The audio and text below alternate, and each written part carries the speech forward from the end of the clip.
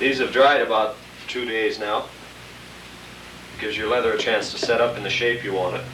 I've taken a strip of welting, enough for 2 boots, and cut it and soaked it. You're going to lay your welting in the same area that you've channeled on your insole, like so. But first we have to put the toe boxes in. Now I've developed my own way of doing it. I'm going to pull the tacks or staples out around the toe. So I was saying I've developed my own way of doing it. I put the toe box in, if I'm using the fiber toe boxes that we're using here, and I inseam them at the same time. There's many, many different ways of doing this. It's more a case of experimenting till you find what works well for you. I do it several different ways because it gives me the option of building several different toe styles without having the different lasts. You can build a model leather, and in that case you're going to have to let the boot dry a couple days again. After you put the leather toe box on and drawn her around and tacked it down here, you're going to have to let it dry for a couple days. Then, if you've used thick enough leather, you can go in and grind yourself a different toe character. That works very well. Okay, I peel them back to about there. You basically want your toe box to come back to just about your big toe joint. Not back to the ball of your foot, just where, if you had a cone on your big toe, that's where it'd be. Right about there. And they generally run a little bit farther to the outside, like this. Because if you notice, a boot, when it bends, has a tendency to bend that way. So I try and set my toe boxes at an angle. I'll pull the other one here. While we're doing that, I suppose I could throw a toe box in the solution here so we can get started. These are a fiber toe box. They set up very, very hard.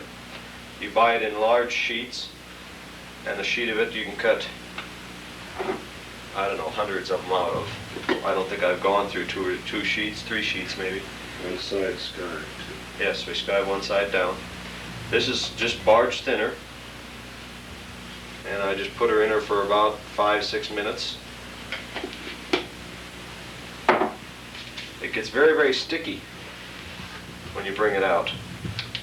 And you've got a good hour before the toe box starts setting up. So that's when I inseam. I put the toe box in and I inseam it right then.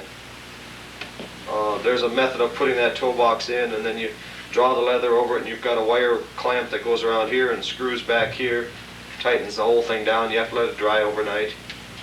I just figured as long as I was sewing it anyway, might also let the inseam be the wire clamp, because you're never going to take it out again. So that's the method we'll show you.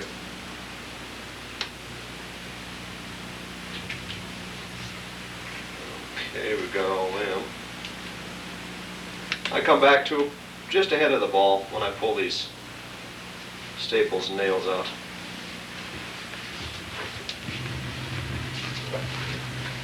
If you've got a little talcum powder on there, you might want to rough it up a little bit.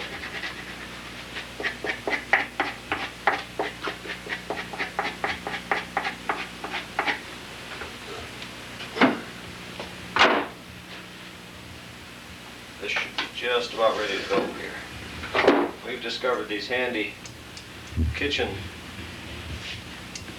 I don't know what they are, kitchen squeezers, I guess, pinchers. Things to fish grease out of your French fries out of the grease or something like that. Yeah, work about as well as anything handling these. We better give her a little more. She's still a little stiff. You can pick them up and tell if they're just like a great big limp dish rag, they're ready to go. That one's just a little bit 40 yet. I use waxed lacing tape from Ludlow Textiles for my inseaming. I like it because it's much stronger than even the wax ends I used to make. Very sticky. And I sew with the hook-awl method like I showed you sewing the side seam. I think we might want to channel a piece of leather and give you some idea where to sew, because part of this you are sewing blind. While that's soaking, I'll do that, and then I'll just give you a quick demonstration of what we're looking for in the bottom of the last here.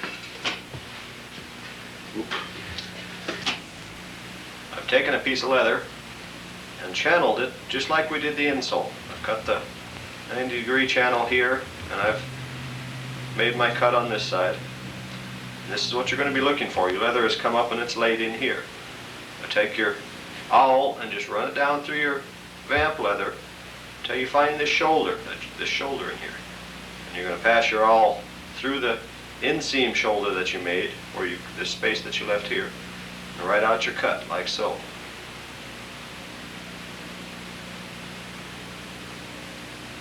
Okay. Take your straight awl, run it through.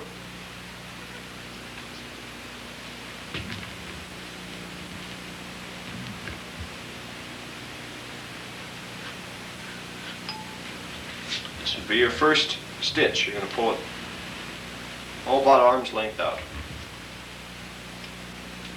Run your second stitch through, just like this.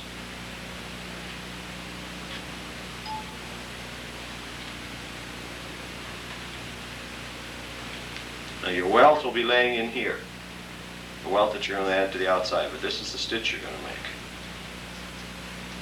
Just like that. And continue right on down until you have all your welts sewn in. The main thing that you want to do is you want to make sure you hit the shoulder when you go in and come out obviously on the inseam cut that you made, like that. It's a little bit of blind sewing, but there's no other way to do it. There's different types of welt construction, but you still have to end up sewing a little bit on the blind side. See how the toe boxes are doing here.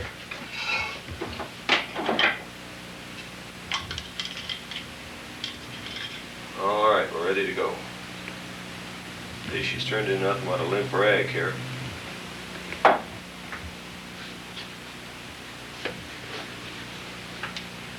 And we place her on the toe. Again, like I said, I usually run at a little bit of an angle. I'll show you here when I get her. Now this is very sticky right now. So if you do touch it with your fingers, wipe your hand off somewhere because it leaves a white film.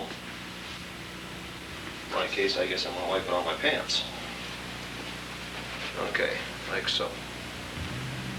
Now if you just give this about 30 seconds, a lot of the thinner will evaporate. And it won't be quite so slimy on the outside. And just lift up on your toe, roll it over the top of it.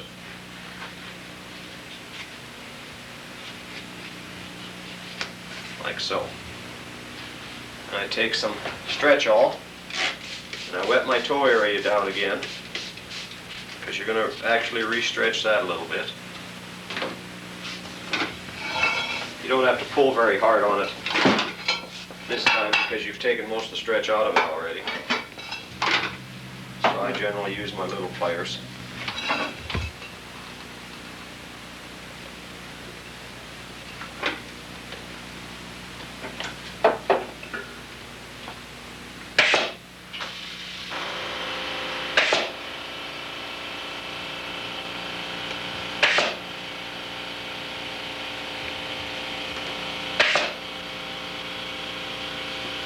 I don't worry too much about the wrinkles at this point of the game because I'm going to be up to that toe in a few minutes instantly, and I'll take most of them out then. But I do try and take the stretch of the leather out.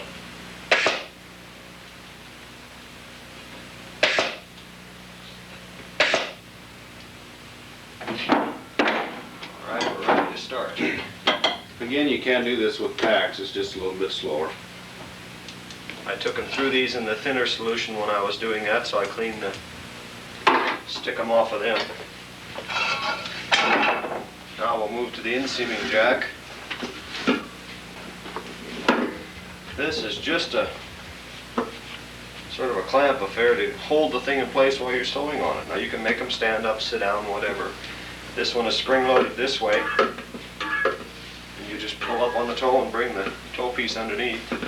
You've got a solid piece to work on.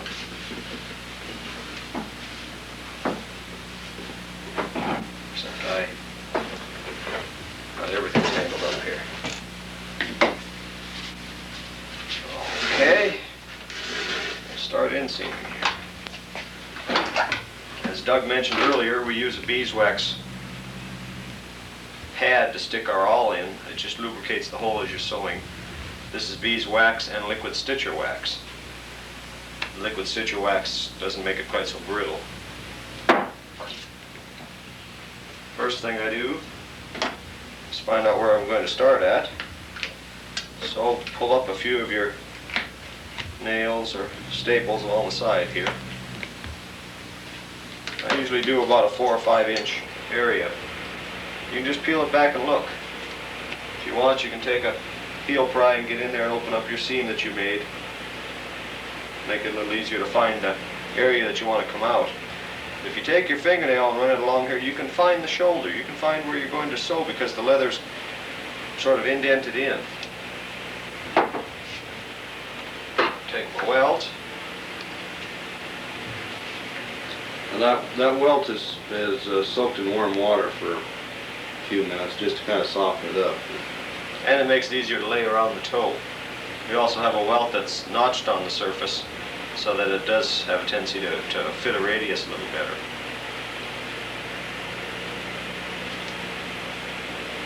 This is something that you're going to pick up on. The more boots you do, you won't have any trouble finding it.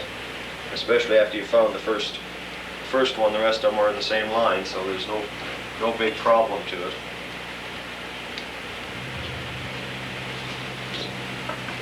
And you take your tape or wax end, whichever you're using.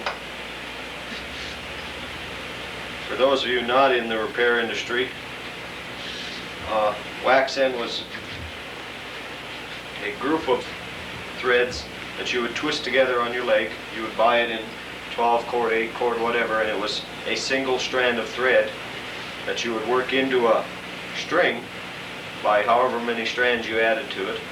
And you would taper out the ends and then take a hog bristle and wax up and wrap on the end of it. And you would have a very, very fine sewing needle combination.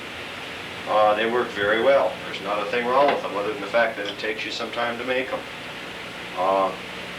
The stitch I don't feel is quite as strong as this stitch. This is actually a lock stitch, just like your curved needle stitcher makes. The other one is a shoemaker stitch.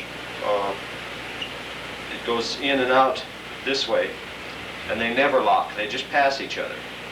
This way they actually lock in the middle.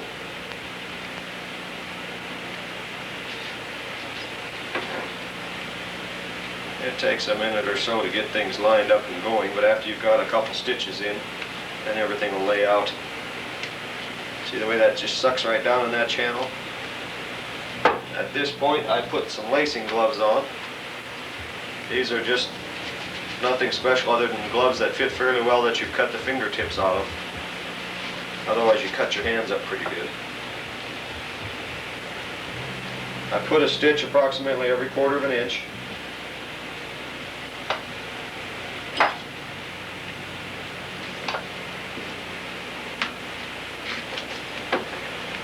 Pull it, make your loop and pull the other one through. I'll pull the lock to about the center. This tape is very, very strong as long as you don't pull the lock back and forth. If you keep pulling it back and forth, you'll cut it.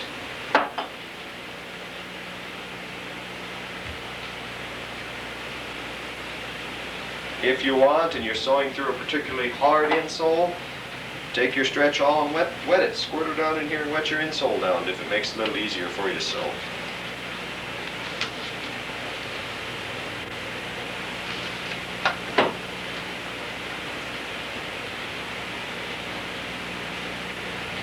I don't normally sew in this direction, so I have this L-shaped bench and I kind of sit in the corner of it and I can reach in both directions. But it'd be pretty hard for you to see what I'm doing that way, so if we turned everything around.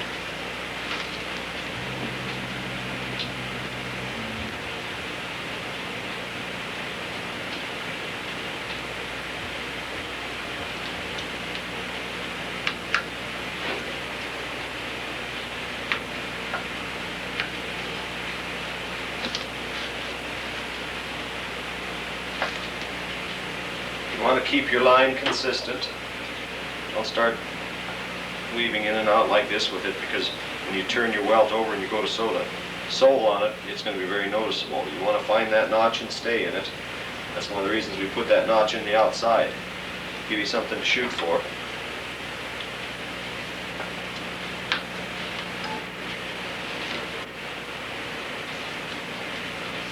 The different weights of leather on this don't really make a heck of a lot of difference. Maybe the lighter weight leathers are a little bit easier because the notch shows up a lot more distinctly.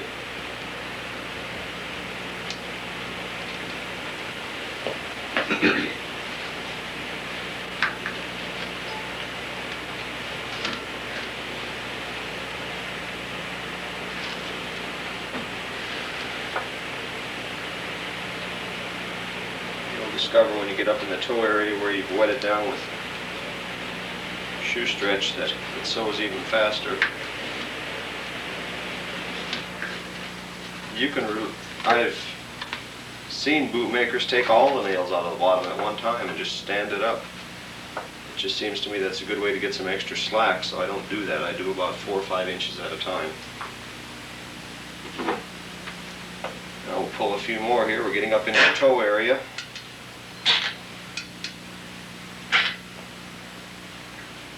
Again, I stand it up so I can see where I'm at.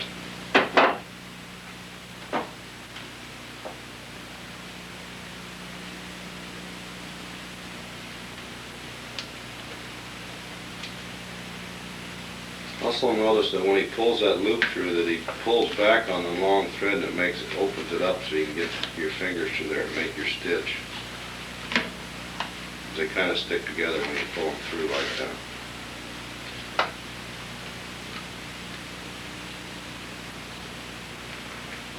He's much faster at this than I am, so don't expect to go boogieing around there like he's doing.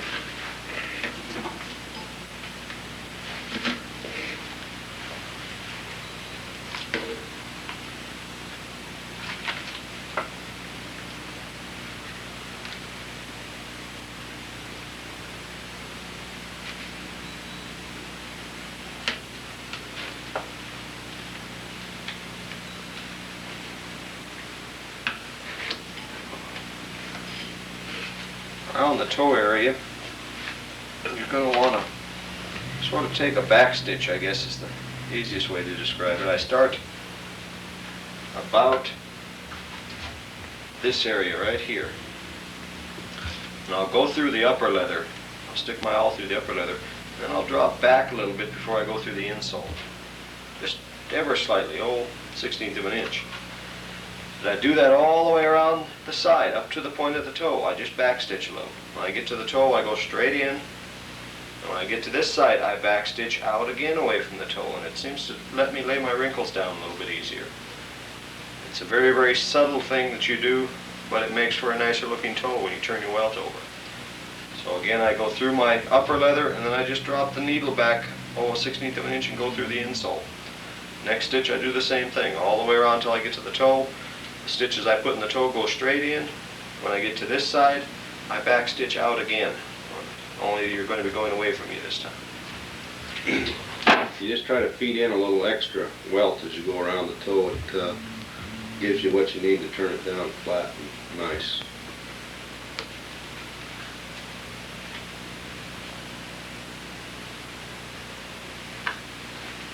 As you see, I'm not having any trouble with this straight needle finding a path through there. That was one of the big things that I was told you couldn't sew with a straight needle, was inseaming, or sewing the welt on, I mean. And I don't have any trouble doing it this way at all. When I repair boots, I sew the welt back on this way. Factory boots, I have no trouble with sewing the welt this way. If you are new to this industry and you are thinking about getting into this, you're obviously going to be doing repairing as well. This is something that if you're working on factory boots, you're going to be doing a lot of. This is all done by machine in a factory, and boy, they chew up your inseam material terribly.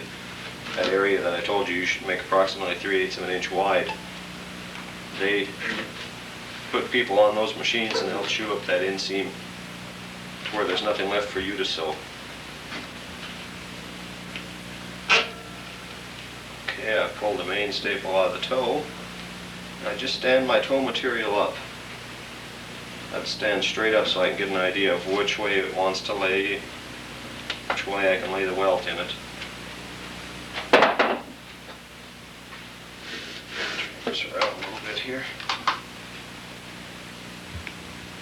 I take maybe even a little bit finer stitch around the toe.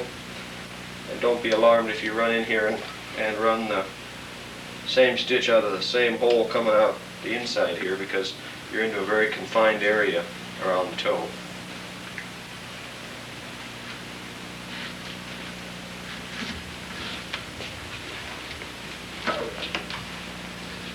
Also, you'll find that if you got new awls and new hooks, that they're not quite as smooth as the ones that have been wore in. They don't go through quite as easy.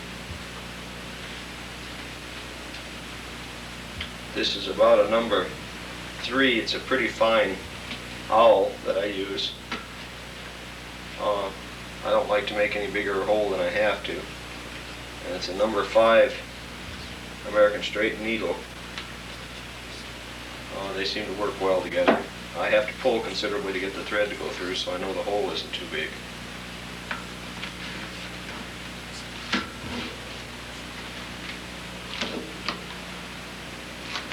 Okay, we're going around the toe.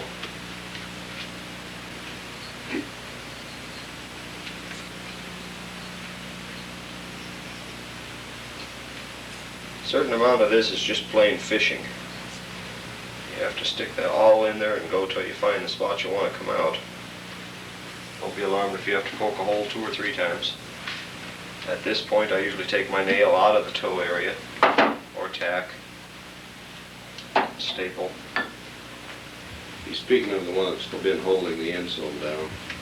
Yeah, you remember you have your 4 in your insole that's still holding your insole to your last. I pull them out as I do this. That's something good that we should bring up at this time.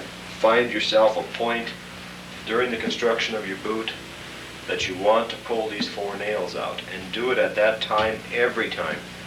And you'll get accustomed to it. You'll say, oh, time to do this. It's a step, just like building your boot. It's a step. I do it at this time because I'm coming around here and that nail's standing right in my way, so I pull it out then. And as I get around here, I pull the one out of the middle. When I put the arch in, I pull the one out of the instep and the one out of the heel. If you don't, you're going to get sewing and you're going to say, oh shit, I forgot the nails. You may already have the bottom on. If you've been in the repair industry, you've had to take lasting tacks out. They don't come out easy from the inside. So pick yourself a time to pull these 4 nails, or however many you're putting in. If you're using the other method instead of the wrap method, if you want to tack your insole down, count how many tacks you put in the insole and write it right on the bottom. Use a marker and write it right on the bottom, so that when you start pulling them, lay them up on the counter. If you put 13 nails in there, you better have 13 when you get done. That's the most discouraging thing I find, is find out I left a nail standing right up in the middle of a new boot. It happens. Until you get a system worked down for yourself, you're going to do it. No matter how careful you are, you're going to forget one. Okay, we're starting down the other side here. Again, I just kind of stand the material up.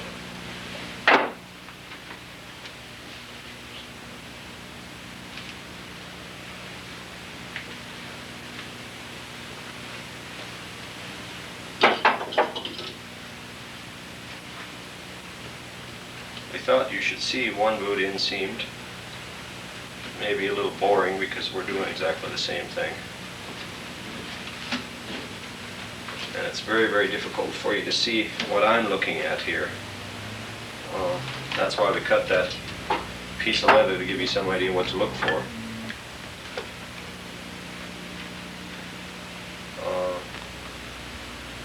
After you watch the tape and you make your first pair, then you're going to understand a lot more of what we're talking about, because you've had a little bit of practical experience. If you run into trouble, come back and watch this segment again. I don't think we're leaving anything uncovered. Inseaming, like a lot of boot making aspects, it's just practice, trial and error. The method of channeling the insole that we've come up with gives you the most plausible chance of getting it right the first time. And we really do believe that if you follow it, use our patterns and stuff, that you'll make a wearable first pair of boots.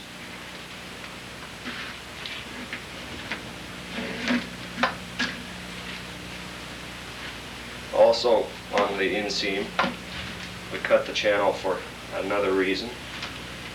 If you stay in that channel as you're sewing, if you lay your welt right in that channel, you're going to actually tighten the leather up, because the leather's got to form in that channel as well, the upper leather.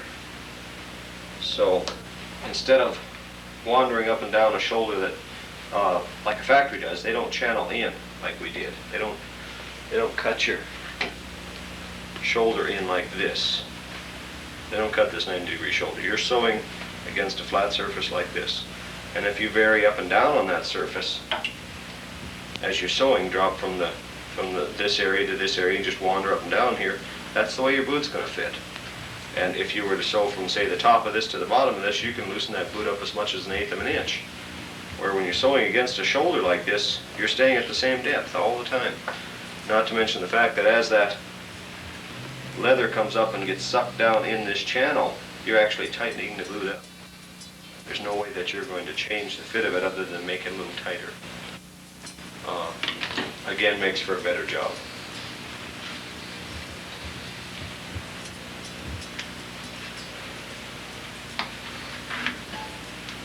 Always cut the welt you're going to use about 1 inch longer than you think you need, because I don't know where that inch goes, but it does seem to get used up. And I never cut my second one till I'm done with the first one. I cut enough for 2 the first time around, and I leave it as 1 piece.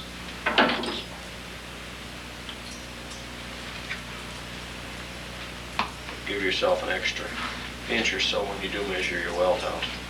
If this was to be a rubber-soled boot, you would want to full welt the boot. When I get done here, I'll show you what I'm talking about.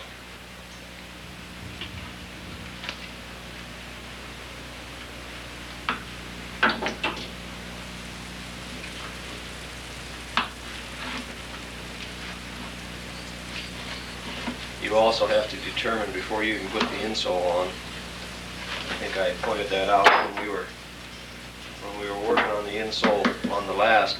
This is the time when you decide whether you're going to full welt or half welt it, because you're going to have to leave the insole wider across here. You're going to need a much fuller insole. That channel you cut's got to run clean back under the heel, because you're going to run the welt way back to the heel instead of stopping at the ball of the foot. Clean back to here on both sides.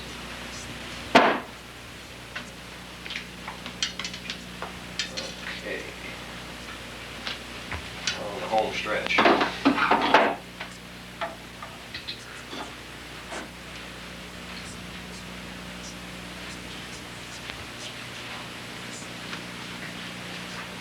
4 more inches to go here.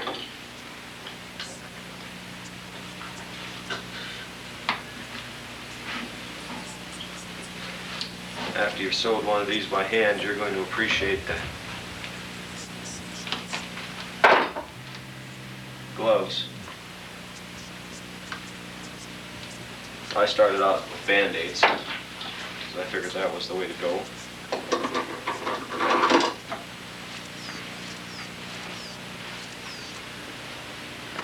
I put Band-Aids on my little fingers and my index finger.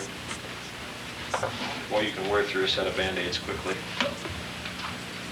When you get to the inside of the boot, you may have to cut the ball area a little bit. Be very, very careful when you do this. But I just cut it open a little bit so that it'll lay open like this, so I can see what I'm doing. Otherwise you can't get it. You've drawn this leather on at a straight line across like this. And in order to get it to lay open, you've got to slit that a little bit, just like that. Don't go too far. If you go too far, you're not going to catch it with the inseam.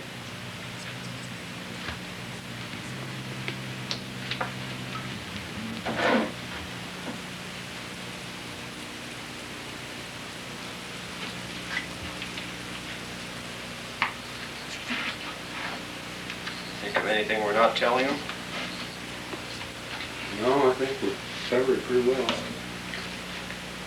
after you do that first pair, or maybe you already have done your first pair and are getting some of your questions answered already. I went to a bootmaker with 18 years of experience in the repair industry and figured it was just a natural transgression from repair to building, and it isn't. I had a fairly good insight on how boots were made from the bottom down, but nothing about from the bottom up. I had taken many pair of boots apart completely and tried to get some idea of construction that way. The trouble being, after a boot has lasted, it's no good for a pattern anymore because you've already stretched the pattern out of it.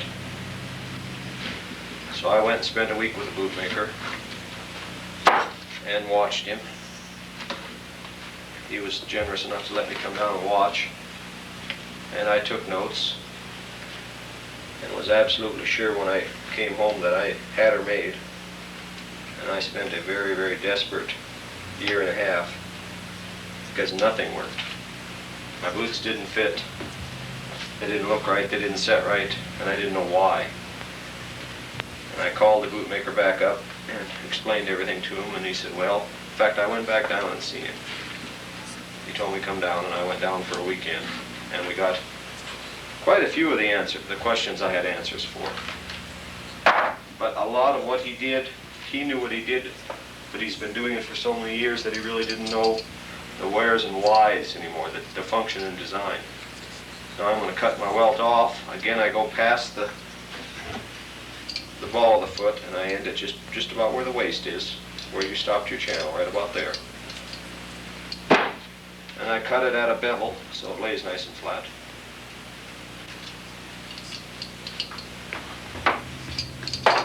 But anyway, he helped me a great deal. But it still was a matter of coming home and making boots. Some people catch on a lot quicker. Maybe I was just a lot slower than I thought, because it took me,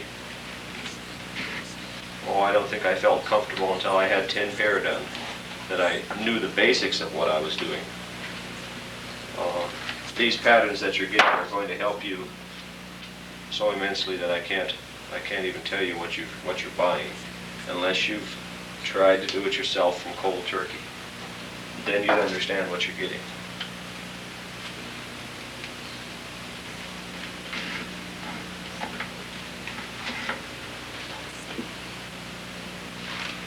One more stitch and we'll be done.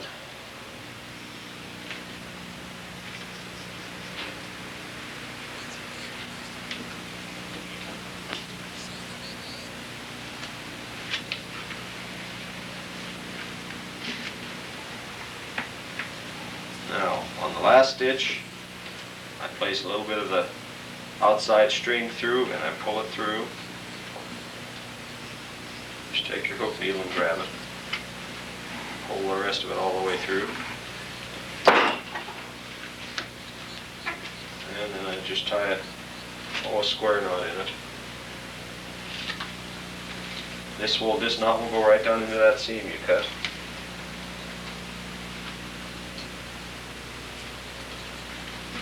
Now I cut the end off leading to my spool of thread, relatively short. I leave about a ½ inch off.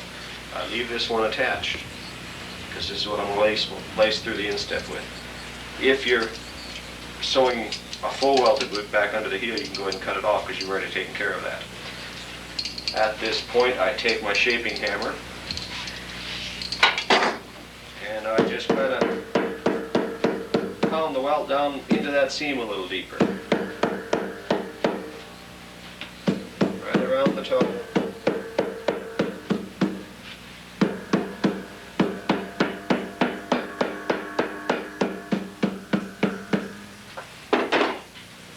Then you take a fairly sharp knife. Be careful when you trim this excess off, because if you go too deep, you're in trouble. I start out, and then you're trimming your inseam seam now, just like we trimmed your insole and everything else. You have to be careful here. If you cut too deep, you're going to go cut into your welt, cut your welt seam. I'll cut a little bit here and show you. You just want it flush. You want it flush with the top of your insole. better to leave a little more than not enough. Okay, just like that. Now you'll notice when you're done, you've created a little rise here on the inseam, right here. This area is all risen over the center approximately a 1/16 of an inch, maybe that much. So I do cut a leather filler and I glue over the ball of the foot area on the insole, this area here, just to fill this area back in a little bit. Because as you sewed, you did swell this area. Not much, but it makes for a level beginning for your customer. Continue right around the toe.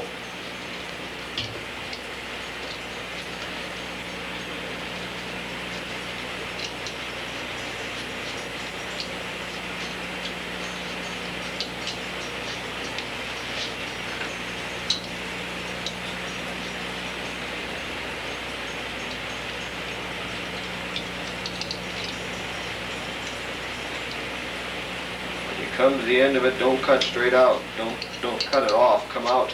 Give yourself a little meat right here to hang on to. So many times the Tony Llamas coming in now are cut down like this, and then this seam will open up. You don't want to do that.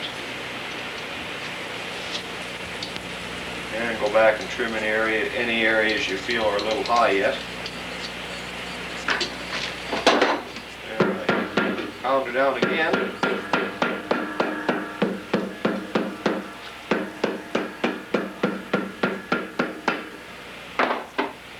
Stand my welt up.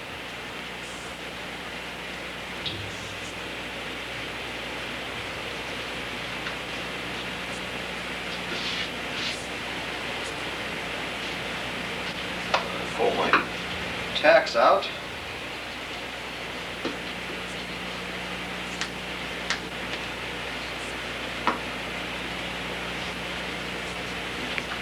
I'll go ahead and put the metal arch in this one also at this time. I'll show you how I finish off the bottom of the boot.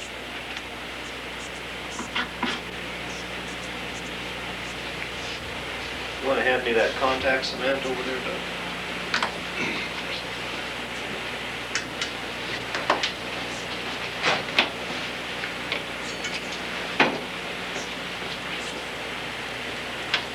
Okay, I pulled the nails from my middle of my insole, those 4 that we put in.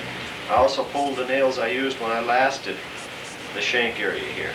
Pulled everything. See, this is standing free now. So I can do it like that.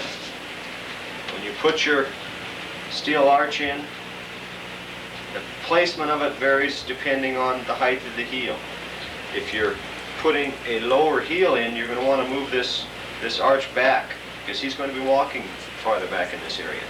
By the same token, if you're putting a higher heel in, you can run your arch up a little farther forward, because he's going to be walking more up in this area and he needs more support in there. So where I place it has to do with the height of the heel as well. As a rule of thumb, if you were to place it right at the break of the ball, right here, just where you're following your insole and it breaks past the ball of the foot and ended there, you're going to be right most of the time. Take a tack hammer and just shape it to the bottom of the insole. Normally when you bend the front of it, the back is going to come up as well, so you've got to bend the back straight again.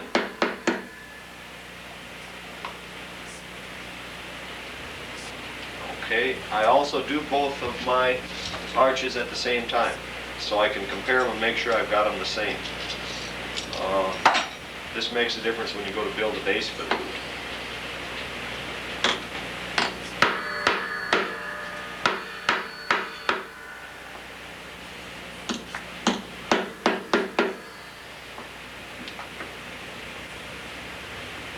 You also have the opportunity to take both of your steel arches and lay one on top of the other and make sure you've got them curved about the same, like this. Okay, take about a 3-ounce brass tack and tack the back of my arch down. Don't worry if this springs up on you a little bit here, you're going to take care of that right now. Then I take a little contact cement and I put under my leather on the side of the boot here, in this area here, and I go between the lining and the vamp cover as well on both sides.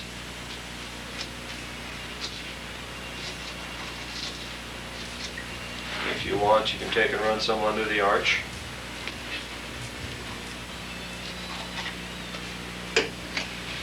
If you had a full metal bottomed last, or a half or a 3/4 metal bottom last, you could just go ahead and tack this down. But these are just heel plates here. So I lace the bottom of it. And I take my hook needle, just run through here.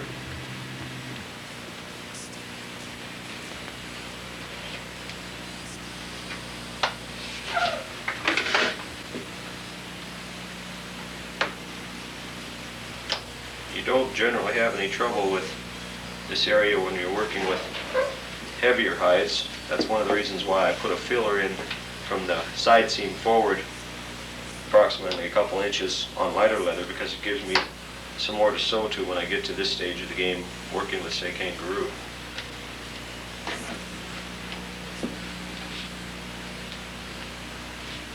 I have never had one of these lacings come loose, because when we get done with it, it's going to be completely covered. So even if he takes it into a shoe repairman, and the shoe repairman doesn't know how your boot's made, he isn't going to disturb this lacing unless he really tries to. We're working on a relatively short span on a boot of this size. The larger the boot, obviously, the longer the arch is, so you're going to have more of an area to lace. And I have a tendency to run the welt back a little farther on a larger boot. I may come back that much farther on a larger boot. Drop back a ½ inch farther on each side, just for a little extra strength.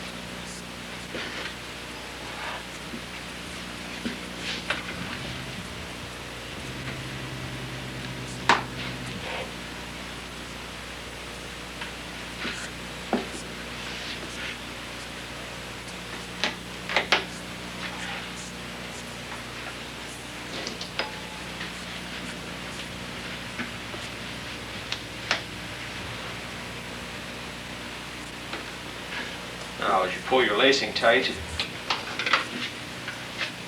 this arch will lay down, and I just go about halfway and start taking slack out.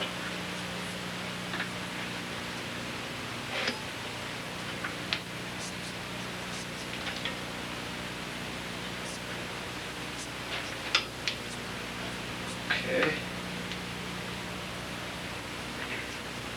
Throw a couple half hitches over the last stitch, and then just go back under it. You put like a half nut on it.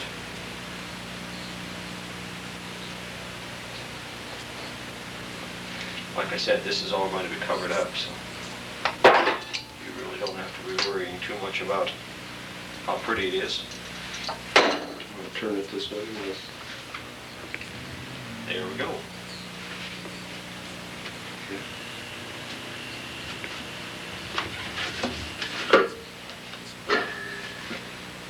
Just like that. Notice how nice that toe formed in there. From here, we take and put our filler in this area and our cover on. I'll get the... I use hot glue in this area. I know a lot of you shoe repairmen cringe. There are places for hot glue in shoe construction, and there are places where it doesn't belong. One area that it doesn't belong on is any area that flexes. If you put hot glue in this area, it's going to break up like you've had to contend with many times. I use the hot glue, and I use more of a rubber-based hot glue, and I fill in my arch cavity here, and then cover it with an arch cover, and it makes for a very rigid arch. I never have to worry. I don't care. I put 3-4 sets of full soles on a pair of my boots. My arch is always intact. I never have to worry about it. So to me, that's telling me it's doing a good job. These are some fillers that we've cut. We're sent you the pattern for them. It's another way for you to use up some of your scrap leather.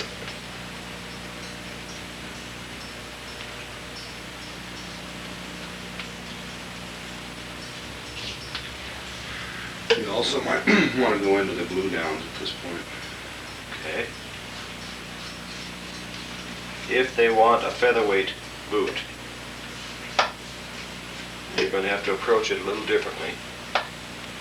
When you come to putting your insole on your last, you are not going to channel the side of it like we did. You're not going to cut an inseam like we did. You'll take and put your 4 tacks in like we did, wrap it or tack it if you're going to do it some other way, and then trim it around the edge, sand the edge smooth with your last, and leave it. That's all you do. You cut no channel, nothing. Then when you get to the inseaming part of it, after you've lasted it and it's dried a couple days, you pull your toe back like this. You put a toe box in it. I take just a piece of scrap leather of any kind, and I talcum powder it heavily. I work a lot of talcum powder into it. I put my toe box on, I lay this over the toe box, and I stretch this down like this. And I let that dry for a day or so. Then I come in here, and with the talcum powder on the inside of this scrap piece of leather, it won't stick to your toe box. So I peel that off, and I've got a dried hard toe box on here. I sand it down, and I trim it flush with the bottom of the insole. Cut the toe box off right there. Then I take the rest of my leather and I bring it back over, my vamp leather, back over, and you've got to glue all this down. You've got to get in here, open all this up, and glue it down to your insole. All over. To where you have glue holding your boot together instead of inseaming it. Then you take and fill in the area here, put your arch on just like we're doing, and glue on a fine thin leather sole on it. It's a much dressier boot. Ladies like a Western boot made that way. I don't know. They are not very durable, so if you have somebody come in and say, I'd like a featherweight, you may want to establish what they're going to use the boot for, because if they go out and get it good and wet, it's going to fall apart on you, and then you're going to have a irate customer. But it is another type of construction. It takes about the same amount of time that inseaming a pair does. By the time you spend the extra time on the toe box, take the extra time to glue the sides down, I charge the same for it. I don't give them any break for a featherweight.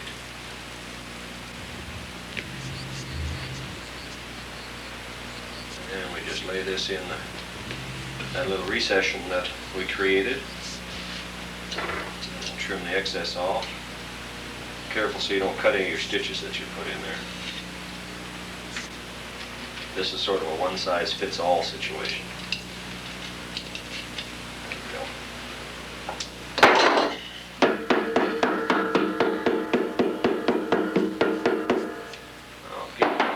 Set of covers here, and by then the glue should be hot.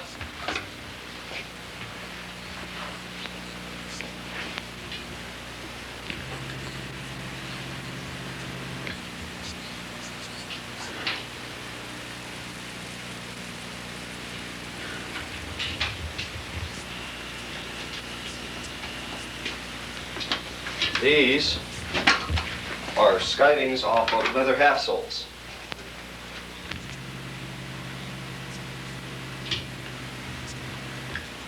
Put it down on the gray here, we can get it. It's thicker on one end, feathered out. I find these work very well, and I just lay them like so on a boot. It gives me the rise in the middle I want. If you get a customer that wants a very severe hump in the middle of their arch, just a simple matter of adding a few more, making them a little thicker. This is what we're going to do next here.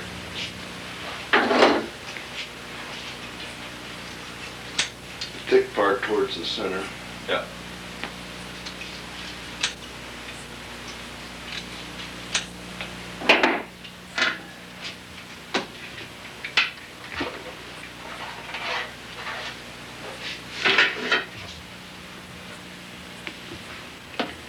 I've just taken weight a little bit because this isn't hot enough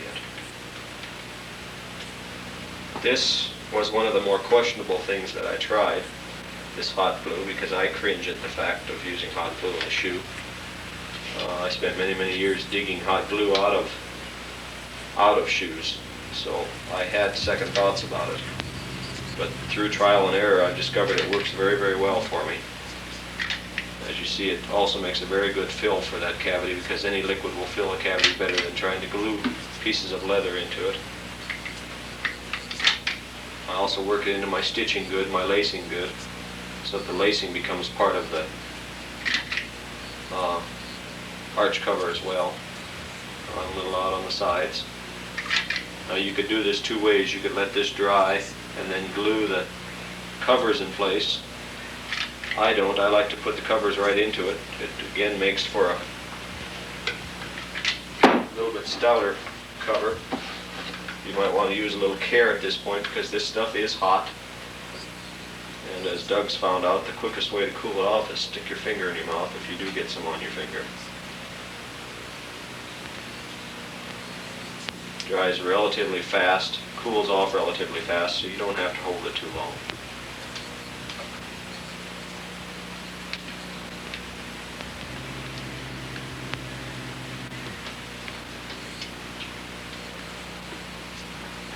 If you don't care to use this, you can fill this cavity up with layers of leather. Cut yourself some long, half-inch straps of leather and just start gluing in layers until you get that cavity filled up. I had more trouble with the layers of leather shifting and squeaking than I've ever had with this method.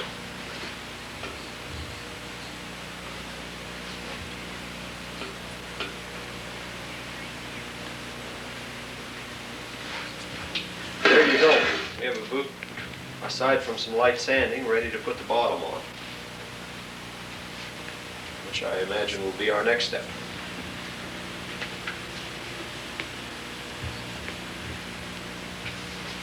I will take and sand this off, and I will sand taper it off the front, and then I rough up anything that's smooth. I'll rough up this filler that we put in. I rough up the welt a little bit, finish my taper here on the sides in this area, and I taper the heel down to give myself a nice base, flat base for the sole to stick to. But other than that, that's it. We're ready to put the sole on.